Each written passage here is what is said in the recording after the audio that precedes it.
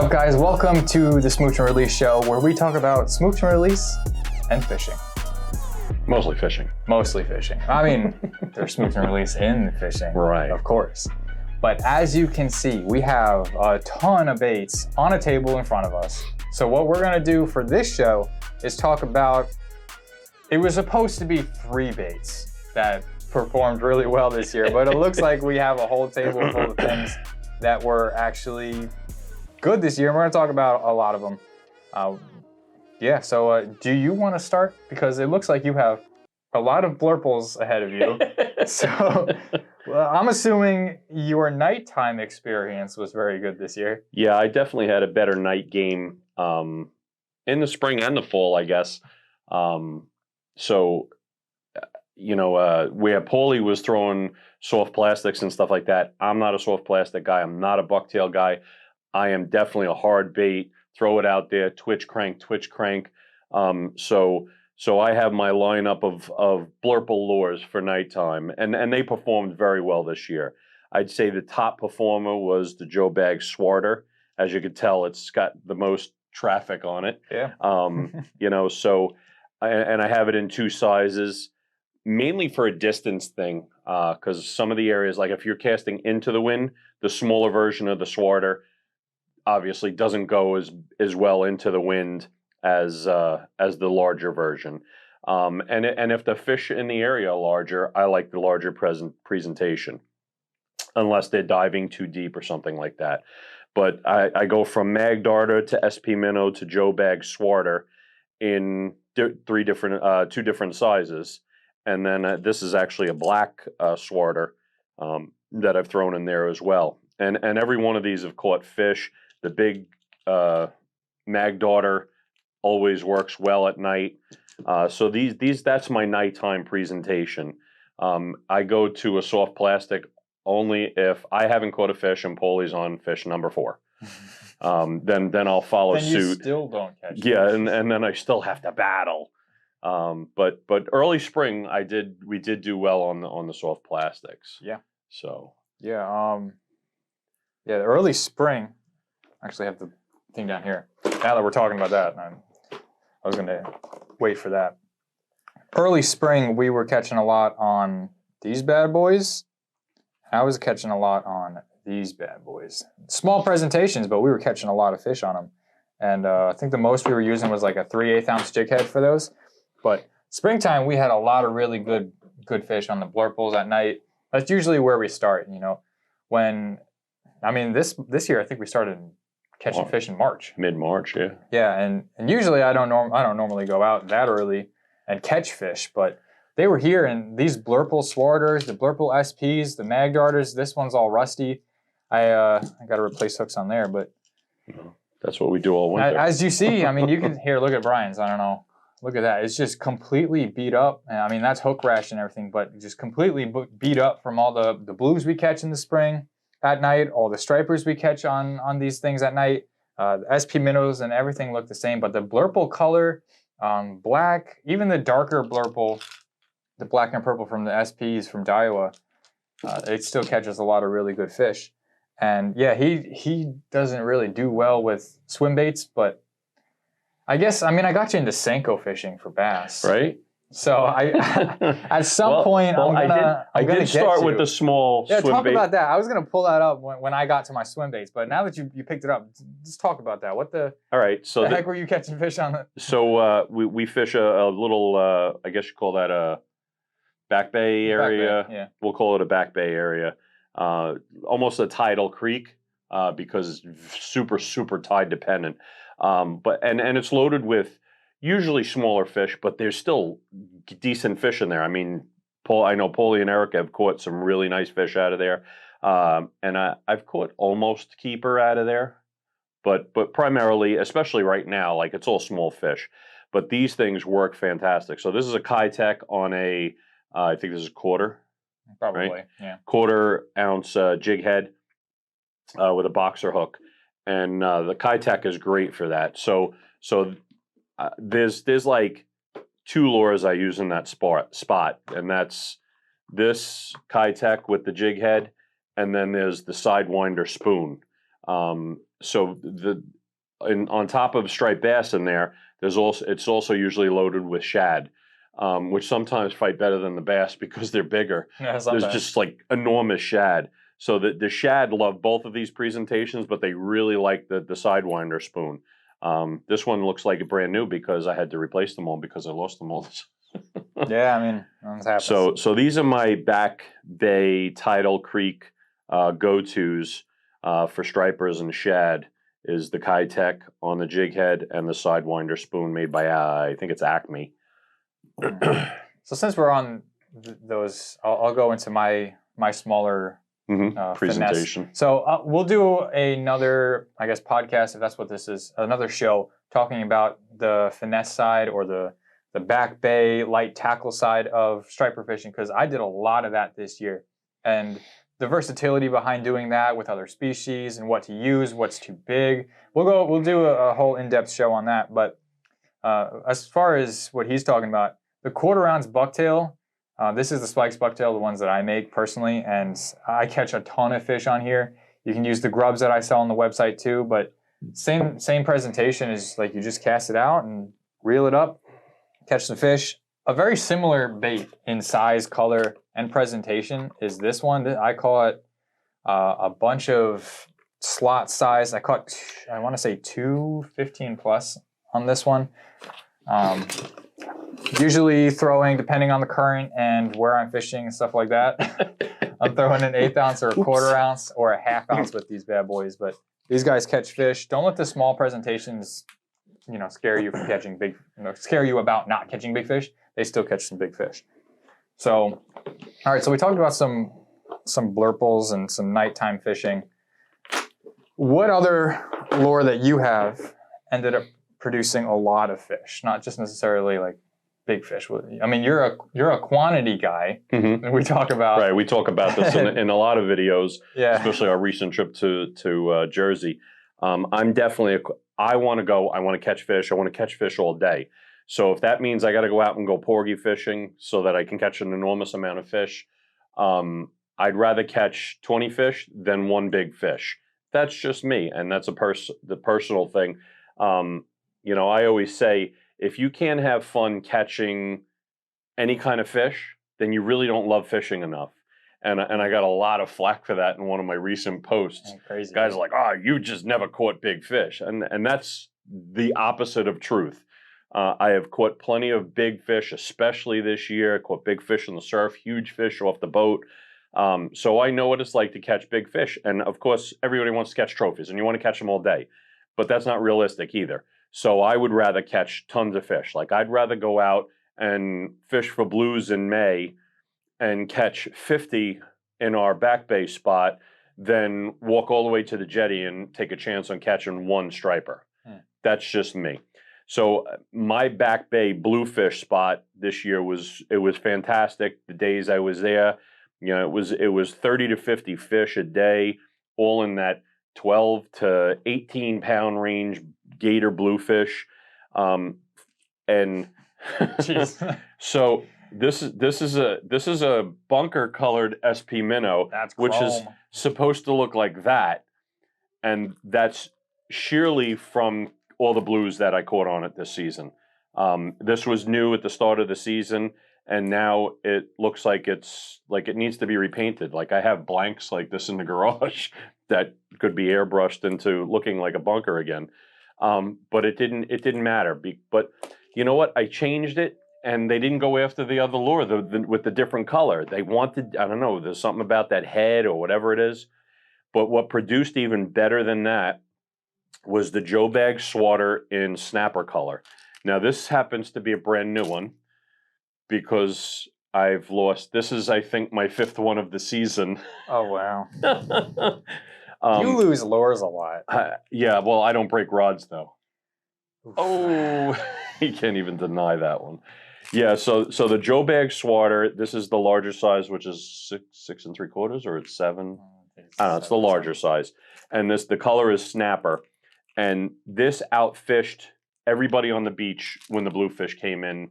When those gator blues were in, I would walk off the beach, and all the guys I walked past, what are you throwing? Because I caught 3 times more than they did. And I have to attribute it to this lure. The problem is when the gator blues are around, you lose lures because they chomp the leaders or they go after your hardware. You know, it happens.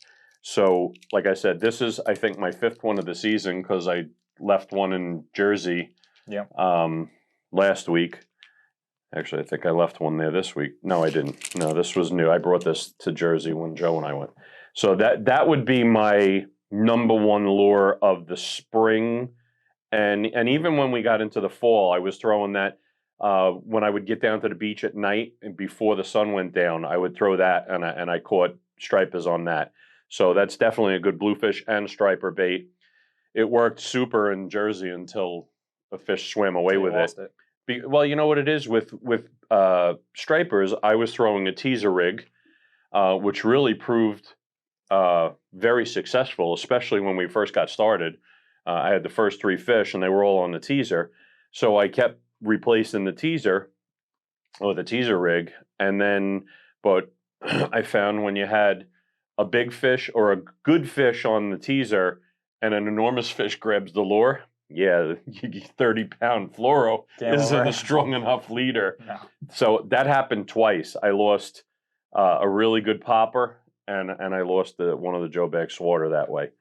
So gotta love it. Those would be my definite go-tos. Yeah. Now,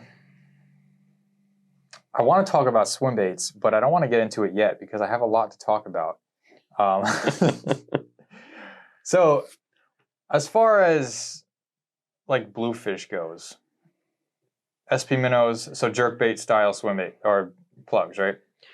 Yeah, for you, for especially if if you start throwing an SP minnow and as you can see, like this one, they're hitting it left and right, and you're catching fish after fish. Okay, if you find that bluefish are just hitting whatever hits the water, like I had a bluefish blitz this spring that was just insane.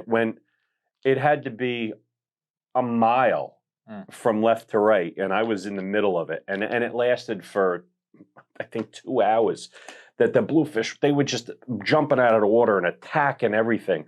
Yeah. So and I lost the lure, and then I think I lost a second one. So it's like, all right, so what do you put on when the bluefish are hitting like that? It's like you don't want to keep losing $16 to $20 lures. That's insane. So what's the cheapest thing you put on? So I would put on one of these spoons. I get them on Amazon. I change that. You got to change the split rings and the hooks. The only thing that's good is the actual spoon, because the hooks that come on it are inferior. Always. I mean, most baits you get, you have to change out. So these spoons, these casting spoons, it's a good heavy spoon. If you cast it right, if it catches the wind just right, it really goes far. If it catches the wind wrong, it goes 8 feet in front of you. Almost like throwing like a metal lip or something. Or a plate.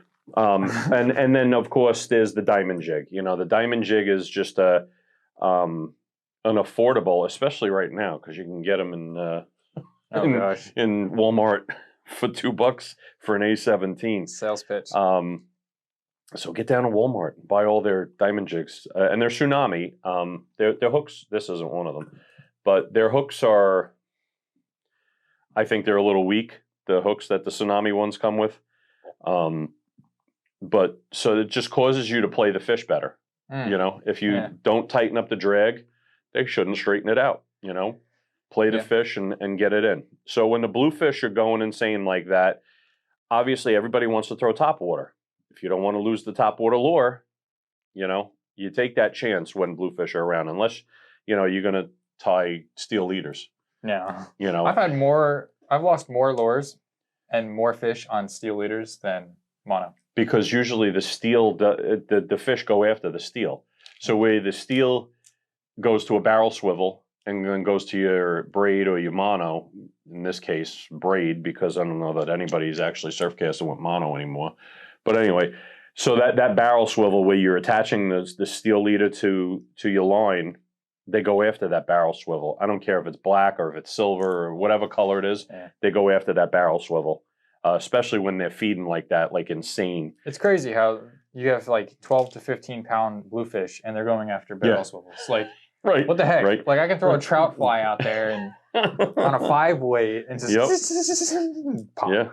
But hey, so we talked about blurples for nighttime fishing, but it really depends. If they're not hitting that, I'm switching like crazy. You can see my videos. I switch baits all the time.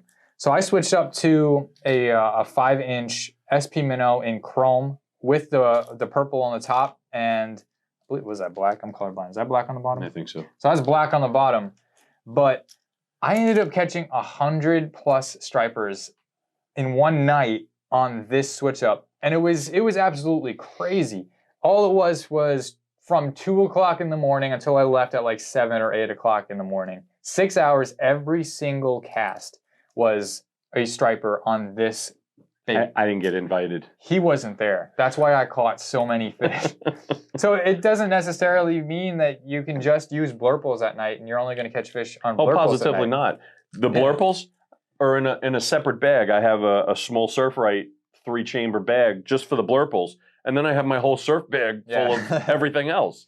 Because he's right. You have to have a choice. You can't just go out with blurple. If they don't want to eat that, you got to have a choice to put something else on.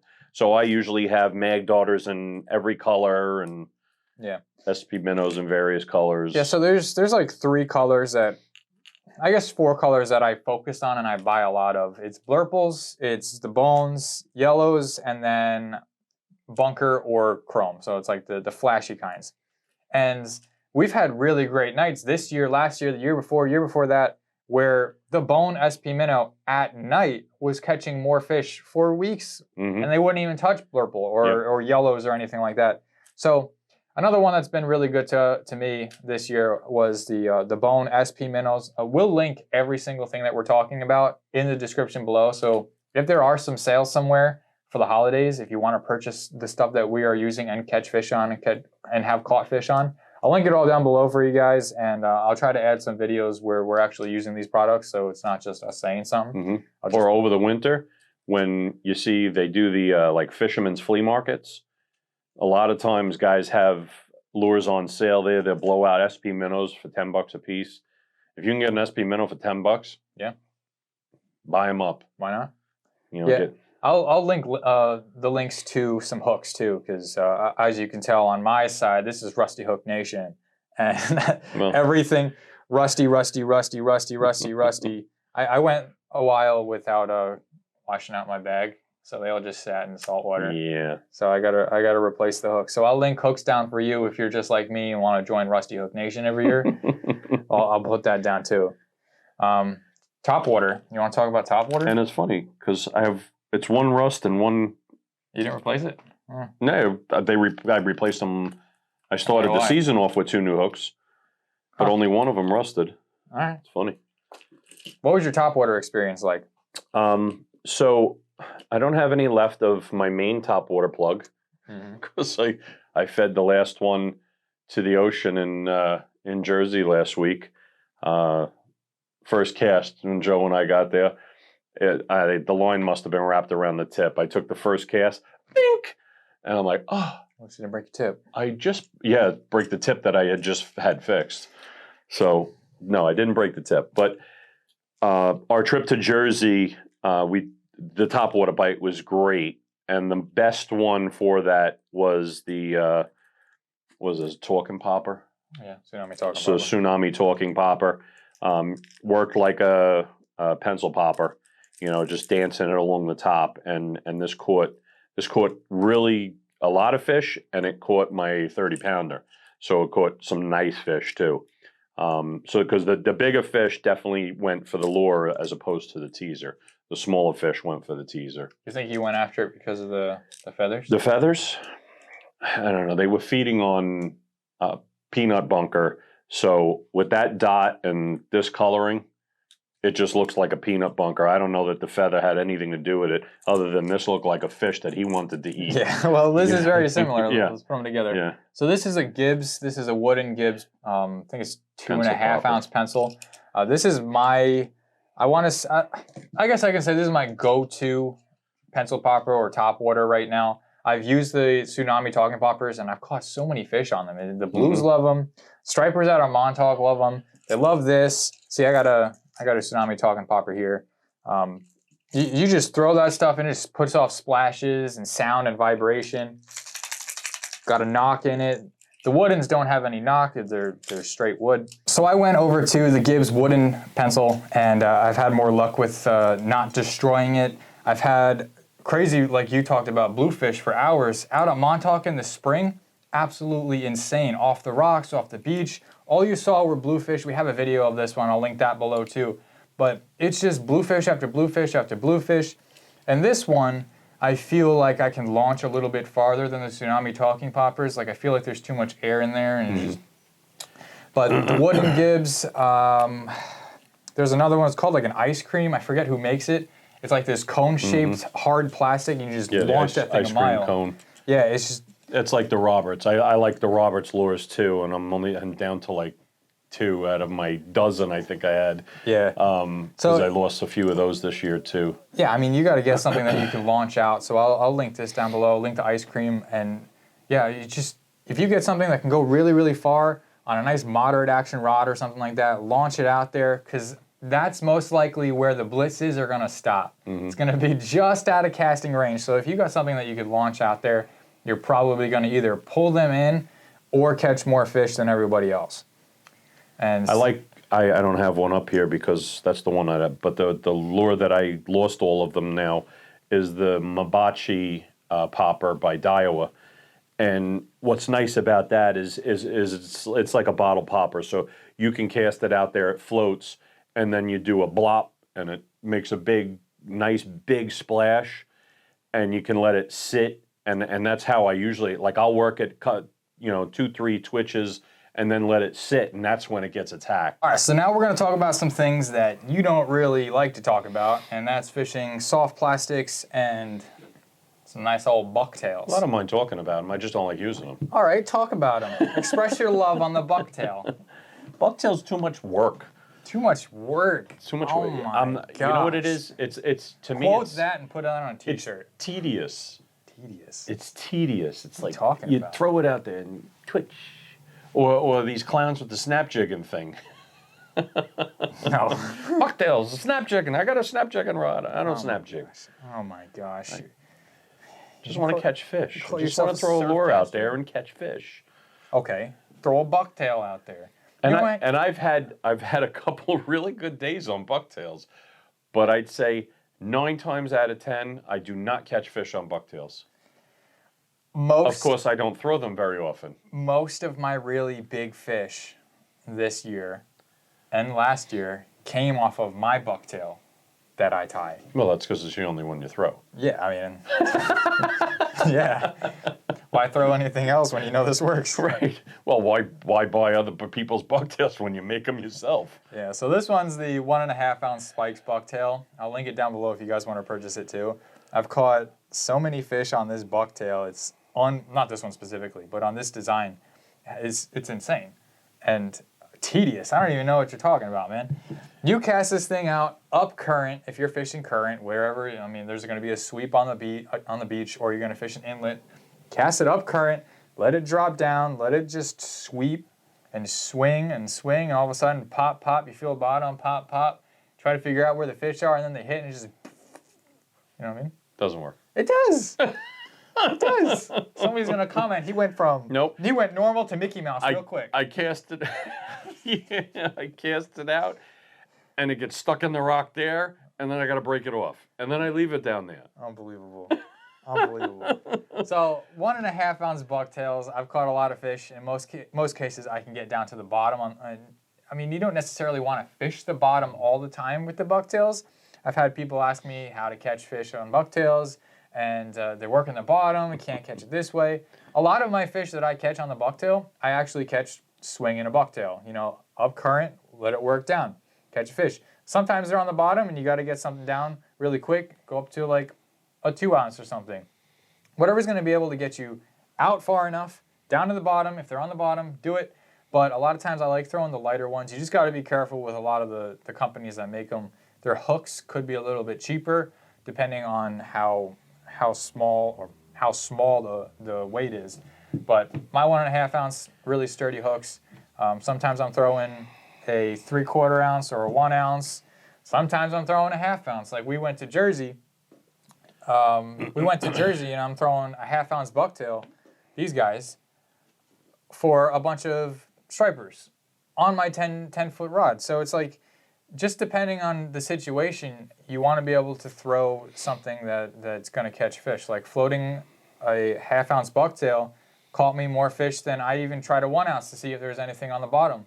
And they weren't hitting on the bottom. They were chasing bunker in the water on the surface, and they were going all over the place at our feet, the rocks, the beach. So they were looking up more than they were looking down. So throwing a 1/2 ounce in a blitz could work a little bit better. Just if they're on the beach, you're not going to be able to cast as far.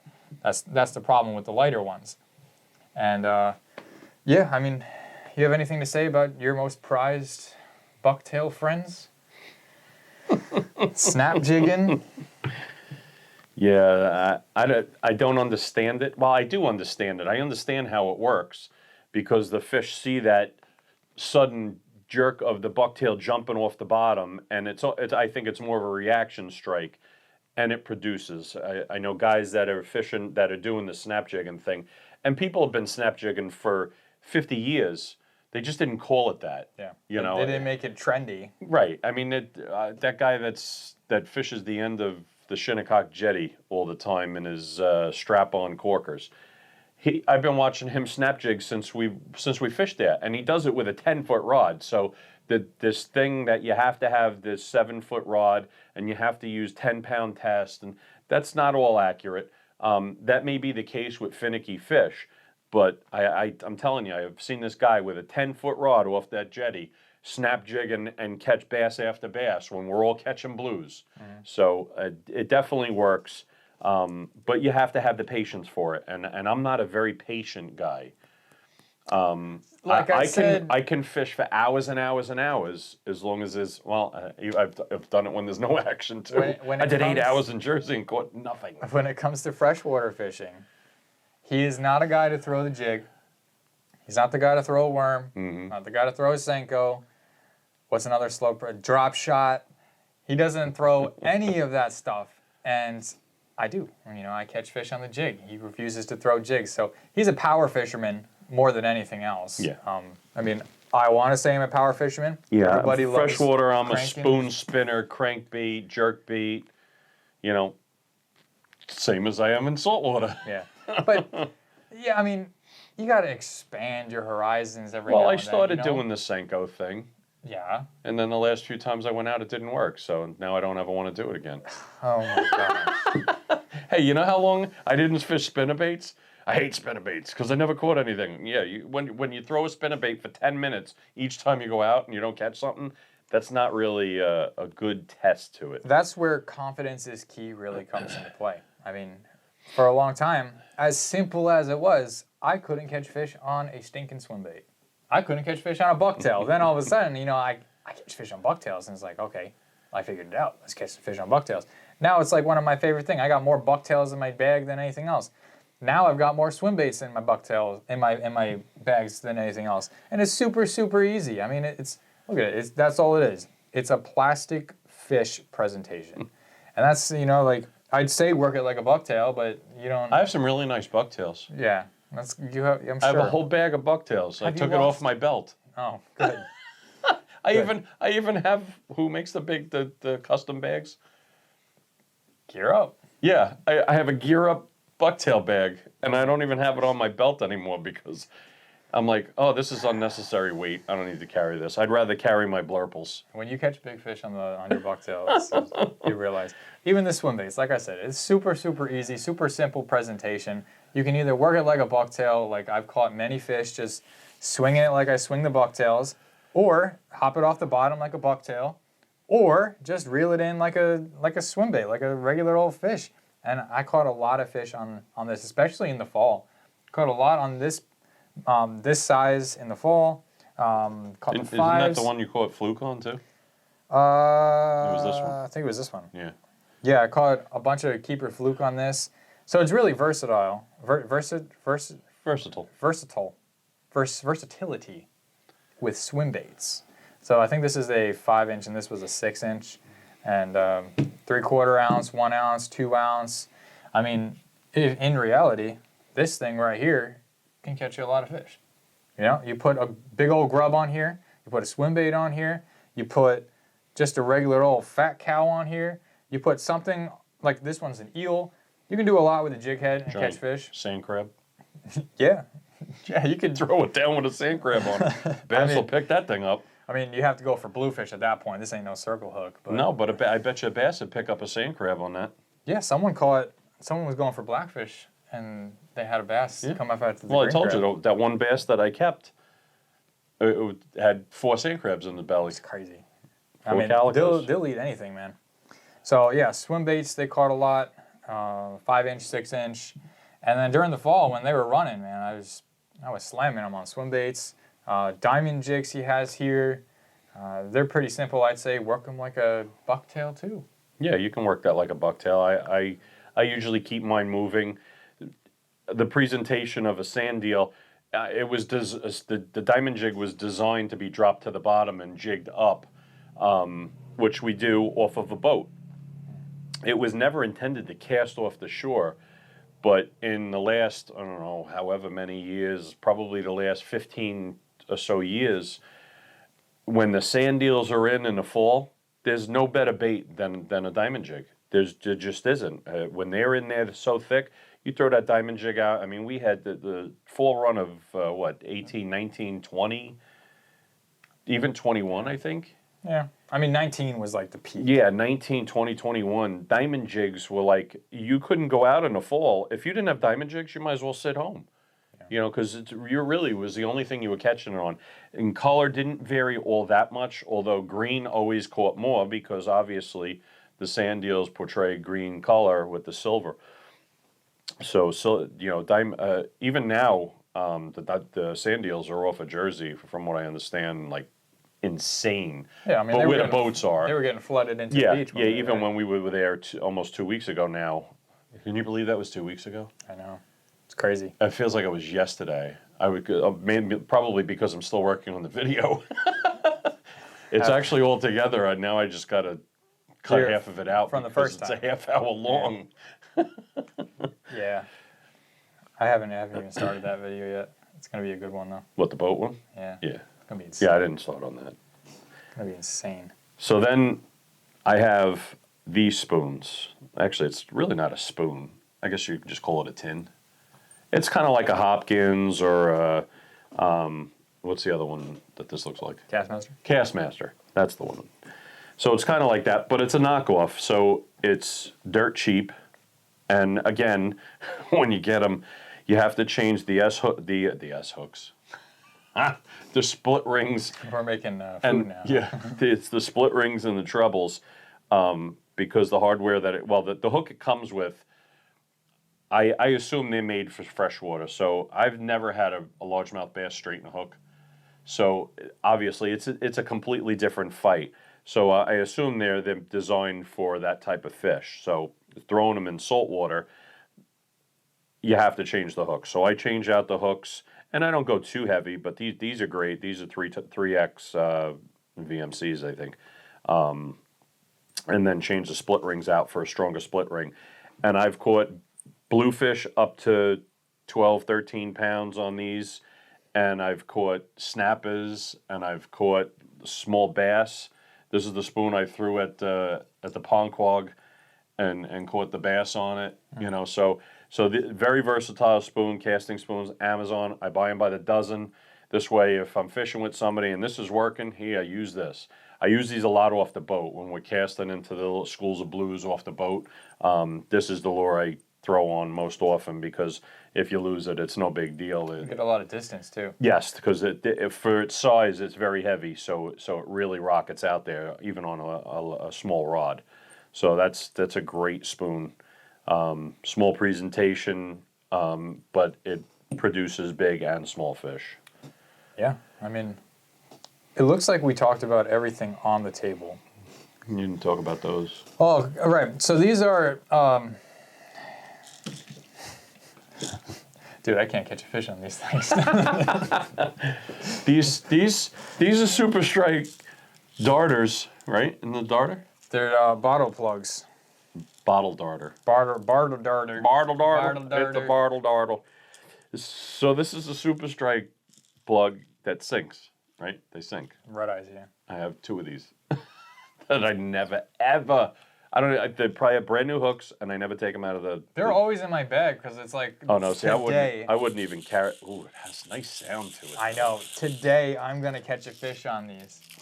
My man, I cannot catch a fish on these to save my life. Yeah, I've I had know 2 what you hits, mean. and they've snapped off. It's like metal lips, and, obviously, all those lures, all these lures catch fish They at do. some point. And they catch big fish. You just got to be in the right setting for it. I mean, like, if you would have thrown that in Jersey, you would have caught a fish on it. Yeah. It's like a guarantee. Yeah. And you probably would have caught bigger fish because I'm sure the bigger ones were underneath the small ones. Probably. And those are... Yeah. That's what they do.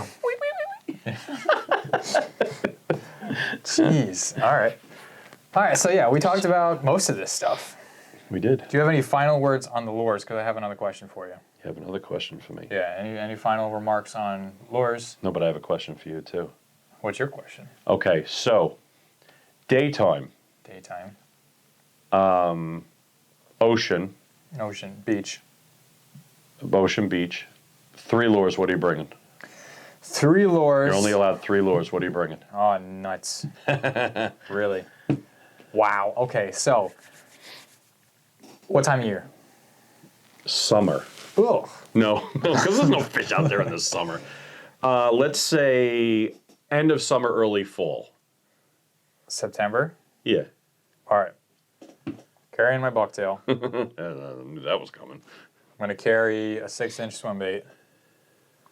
And I'm going to carry a topwater. Okay. Because there's most likely going to be a lot of bunker around. Probably. Hopefully. Hopefully. So I want the bunker profile. I want topwater if they're on top, chasing bait. And I want a bucktail, that way I can get down to the bottom. So I got my top of the water column, middle of the water column, and the bottom of the water column.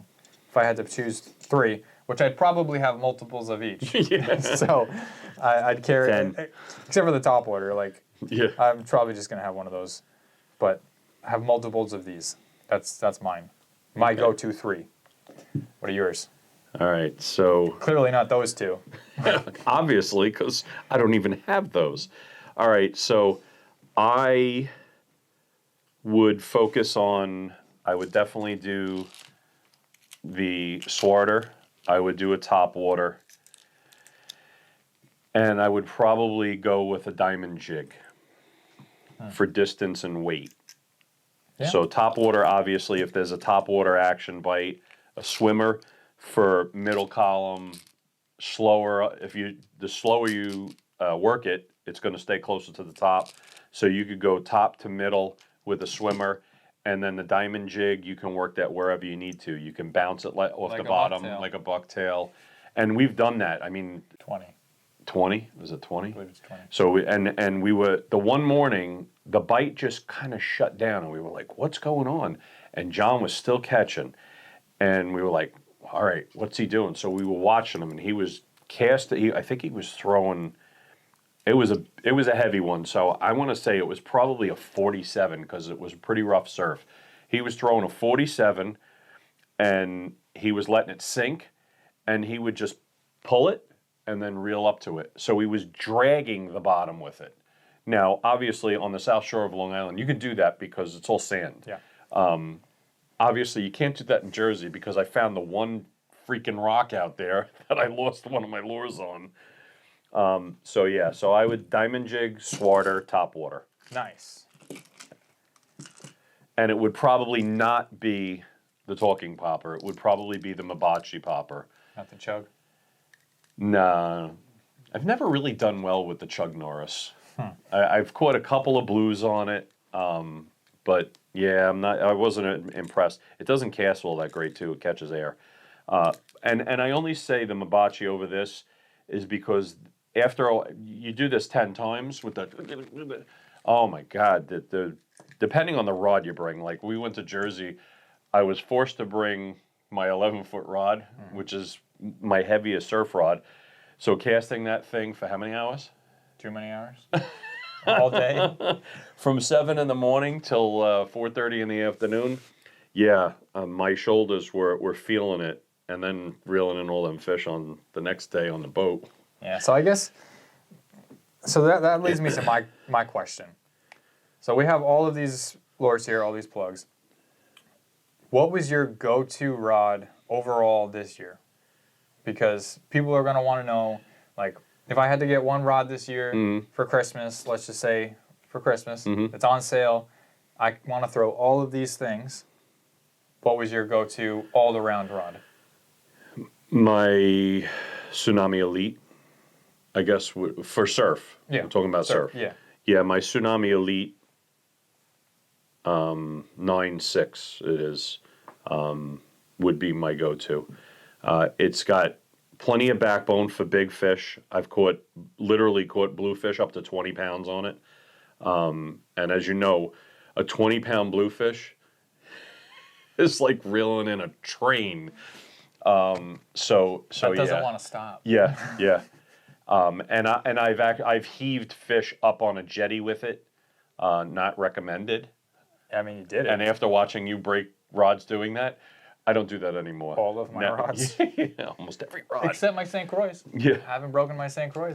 No, not doing that. No, you break them other ways. Yeah, I mean, car doors. Yeah, car doors and ceiling fans. It hasn't been a ceiling fan, no. No, car yeah, door. so I would say definitely the Elite 9.6. All right, mine was the St. Croix Siege this year.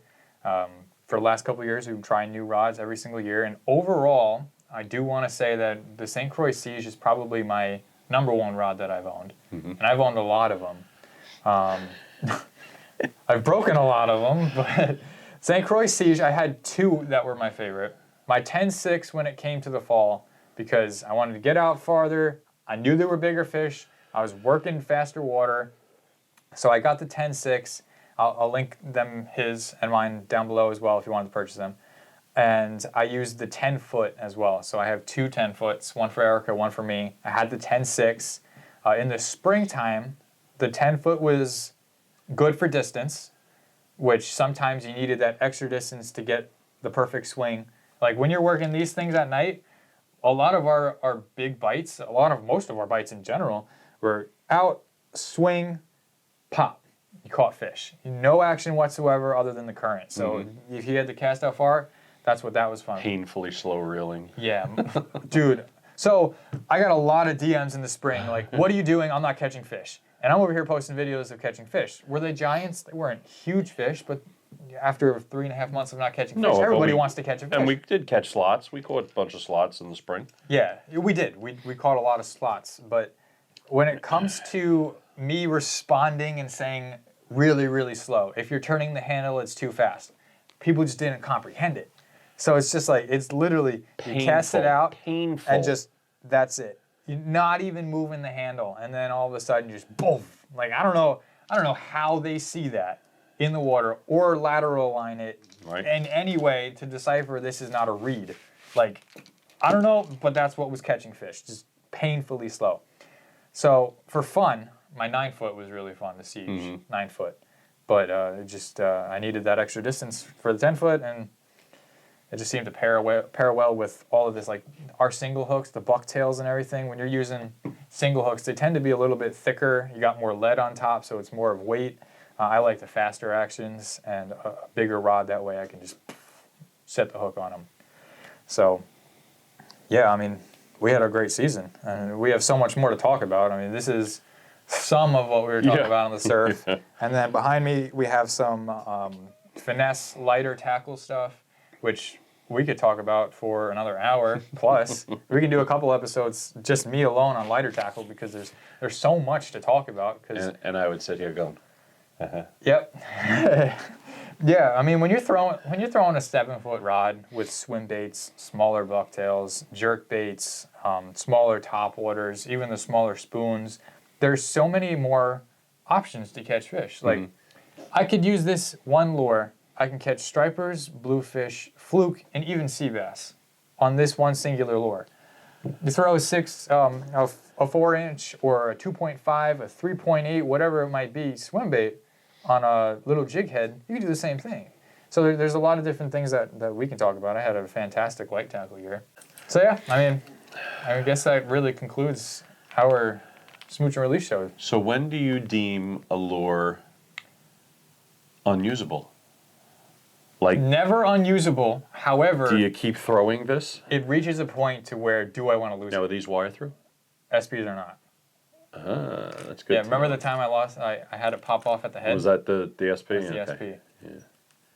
Yeah. So what is it wired into? Just the plastic? So there's a piece here Okay. that's plastic, and then there's a piece here that's plastic, I think right here, and then there's a piece, the head, that's plastic. It's not solid plastic, Interesting. but it's like built in and then like reverse bent or whatever. Well, I will throw it to the Bluefish again this season. Or next season, I should say. Personally, I would retire that because the amount of retired lures that I have on my wall, like I can say I could that still was use a this good hook year. though. Unbelievable. You're that cheap. All right, guys. Well, I guess that's it. You have any final remarks? Your mother dresses you funny? My wife dressed me. I guess that's it. So It's been cool. Like we said, swimmers, topwaters, soft plastics. You got to have a variety. I say I don't use soft plastics. I always have 2 or 3 in my bag because of quality in issues. the front, pocket. Just like bucktails, there's always at least 2 bucktails in my main surf bag, just in case that's what I got to resort to. But I will never go to that as my first lure of the day. My first lure of the day, chances are, is always going to be like an SP minnow, unless it's clear that there's topwater action going on. And then although I don't know why I went topwater when we got to Jersey. Like he was saying, with the 3 that we'd pick, always have something that's on the top, something that you can work the middle, and something you can work the bottom with, just in case if one thing's not working, just keep switching until you catch something. And color variations. Yeah, like I made an Instagram post maybe a couple weeks ago, and it described when I initially go out how I attack this body of water. And like he said, it's probably going to be an SP minnow or something that's working the middle, power fishing. Because if there's active fish, then a jerk bait like that, like an SP, a swarter, mag darter, something like that is going to get the bite. And I personally would rather do that. And then, of course, your weather conditions affect what you're throwing, too. Yeah. If you're throwing into 15, 20-mile-an-hour winds, you're not throwing these plastic baits because they don't go anywhere into the wind. Yeah. So then you're really going to resort to possibly a heavier bucktail or, an A27 diamond jig, excuse me, or a swim bait like that with a good heavy head that's going to be able to get out, I know guys say, well, you don't always have to cast it to the moon. That's true. You don't always have to cast it to the moon. But the more water you cover, the better your chances are to catch fish. So every cast for me, goes, unless I know that the fish are right there, like when they're blitzing, like when we were in Jersey, and they're blitzing. Obviously, you want to throw just past the blitz and work it over the blitz. And actually, if you cast even further than that, they say there's a good chance of you picking up a bigger fish just outside the blitz. Because the blitz tends to be those smaller fish, unless it's all big fish. But, like those blitzes, they were, around slot size. They were 26 to 30 inches, most of those fish. With the exception here and there. Like I had a 34 and a 32, and then I had the 42, which was 30 pounds. So you want to be able to cast that lure out. You want to get it way out there and work it over as much water as possible. So, you can throw this quarter ounce bucktail, and you can work it back to 20 feet that it's going to go out, or you can throw this diamond jig, and you can work it back your 200 yards. Yeah, but like you were saying, unless there's a situation where you don't have to cast that. Right. Like if there's structure, you see them blitzing, there's a piece of structure 20 feet over there, you don't have to cast a mile. You know, Right. you can pitch something there. Unless you're fluking, and then you don't want to cast it out 200 yards anyway. Yeah. You know, obviously a lot of what we talk about is going to be revolving around For this, stripers and for bluefish. this, yeah. You know, for big game fish. So Cool. cool. Yeah, I feel like we talked about a lot. If you have any questions, comment them down below. We don't normally get a lot of, this is only episode 2, so we don't get a lot of comments. We're still growing this. So if you liked it, hit the subscribe button, share it with your friends, get some more people involved. Like we said in the last one, we have so many stories to talk about. We have so many different experiences we can talk about. Freshwater, saltwater, Traveling. Road trips. yeah, we like I said, we've been fishing since '09 together. So combined, we have a lot of stories. We'll do giveaways when we can. We have a lot of things that we'd like to get into your hands. That way you can catch fish as well. So let's try to get this channel over 1,000 at least. I think at 1,000, YouTube starts to take this one seriously. So we're at 211 right now. Okay. So we gained a couple, but we got like 90 views or something on the video. So it's a good start without promoting. Yeah. All right, so thank you guys for watching. As always, stay real, smooch and release, and have some fun on the water. We'll see you next time. Later.